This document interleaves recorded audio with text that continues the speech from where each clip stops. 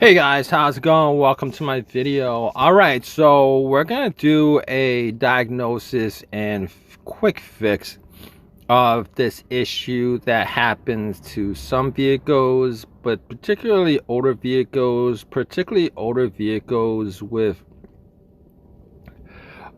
distributors, particularly older vehicles of higher mileage.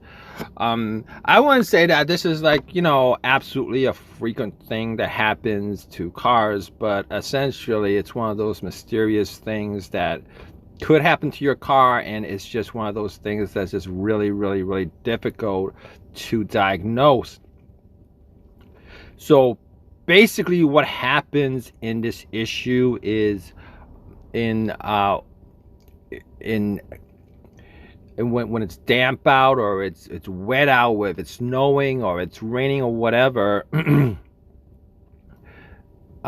your car either won't start, or if it was running and you came across snow or rain or whatever, and out of nowhere it just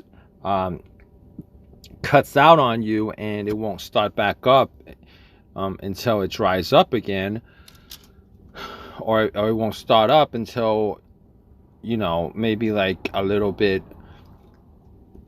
give it some time, it might start back up, but it won't start back up immediately. So if you guys have this issue, and it's not particularly a frequent issue, but if you guys do have this issue, just know that there's a large chance that there is some electrical issue that causes this. Maybe an electrical, maybe that water or wetness has seeped into, I don't know, maybe the coils, the distributor, the spark plug, the wire that connects to the coil. Normally in this situation, if you guys are looking for a culprit, and it's very difficult to actually figure something like this out because it's an intermittent thing, chances are it's very, very difficult to I wouldn't say to diagnose, but very difficult to replicate it so that you can get that situation happen again, unless it's raining out. But normally when it's raining out, snowing, whatever, you get into this instance where you probably wouldn't be looking for the culprit to begin with because the weather's bad. But if you guys run into this situation, what you guys really need to do is you guys really need to open up your hood, because obviously you know that this is happening when it's wet out, when it's damp out, when it's snowing, when it's raining, etc., etc. In this situation something's getting wet. All right, obviously something's getting wet, because if it doesn't happen when it's dry out, nothing's getting wet and it's not causing any electrical issues. But I've come across this, as far as the fix is concerned, what you guys want to look for is, you guys definitely want to put your hood up, and you guys definitely want to look around. All right, you guys get a chance to do this while it's raining or it's snowing or whatever.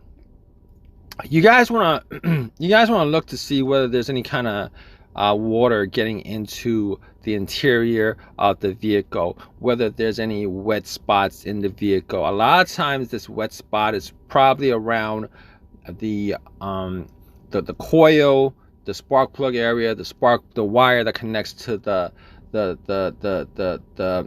spark plug, right around that area. Maybe around the fuse box.